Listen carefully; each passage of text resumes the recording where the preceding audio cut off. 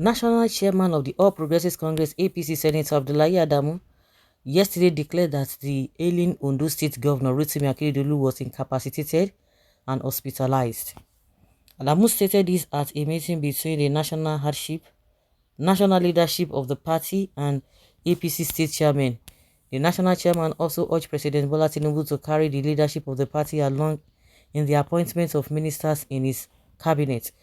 Earlier, Akeredolu, who is also the chairman of Southwest Governors Forum, wrote to the State House of Assembly to extend his medical leave and the acting period by the Deputy Governor, Mr. Lucky Aiyedatiwa.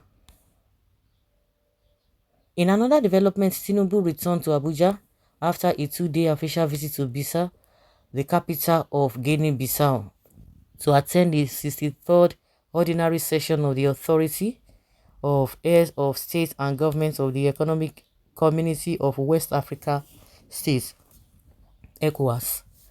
Addressing the APC State Chairman, Adamu revealed that Akeredolu was incapacitated and currently hospitalized overseas.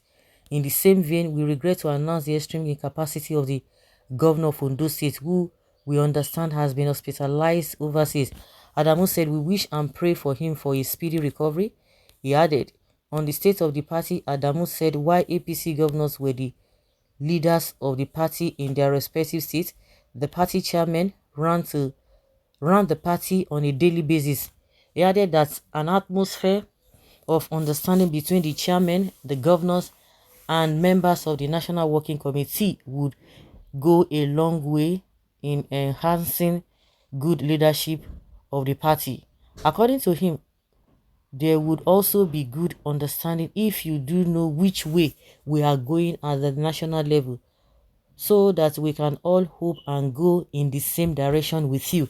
Adamu stressed that after the 2023 elections, the ruling APC had 20 governors. He said he was optimistic that the party will win the three off-season governorship elections in Bayelsa, Imo, and Kogi states. The APC national chairman stated every APC member has an inherent right to hope to get some patronage, and we can all get one here. We cannot all be ministers of the government. We cannot all end up as board members, directors of parastatals and MDAs across the country. We do expect some patronage from the government that we are forming. The president has just stated, and he is doing his extensive consultation before coming up with his nominees for ministers. The nomination of the ministers will come first.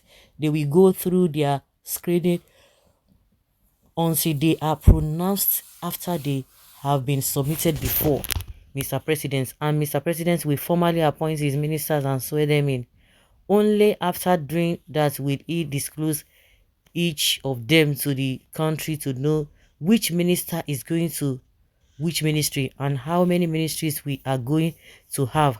After that is done, the ministers assume office and make a comprehensive report starting from all the ministries and MDAs under them before we are going to know what vacancies exist for chief executives, directors, and part-time directors. These are some of the exercises that will take place within the next 2 months. It cannot happen by next week, but certainly that is what we should be expecting. It is our hope and prayers that Mr. President will come along with us in that regard and strengthen the relationship of the party in the state and at the national level. We enjoy some level of patronage in the new government.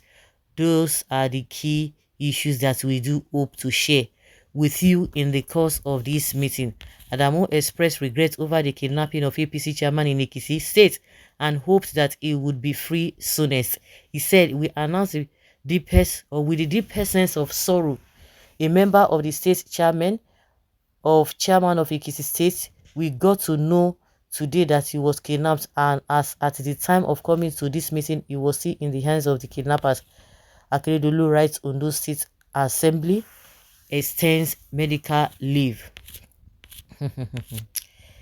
Okay, you see what is happening now?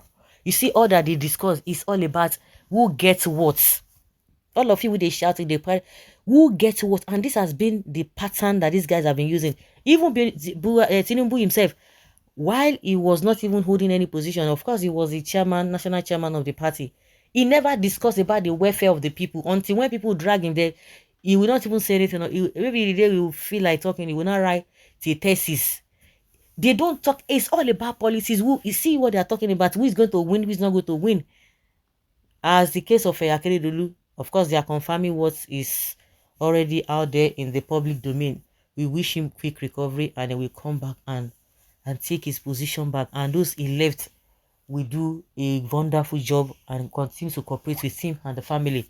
That being said, but when you look at these people, you look like the Adamu. That is just it. They don't talk about it. They're not talking about the suffering of the people. They're not talking about the thing they're going to provide to cushion the effect of the no, Mban, forget it. Forget it. They won't discuss any of such. It's none of their business. Who gets what? It's all about winning, and who gets what is what or what is not. God will deliver you and you will be healed in Jesus' name. Okay, this one is talking about Akeredolu. Selfish African leaders who will rather die in position at the expense of good governance than to relinquish power. We wish him quick recovery anyway. Resigning from office is not in the dictionary of African leaders. If when they are incapacitated, they will quench in their position until they do them part. Let another take his seat. Let him go and rest. He has tried his best as a governor. That's some people's opinion there, and that is how it ought to be. So guys, let's know what you think. Have your take.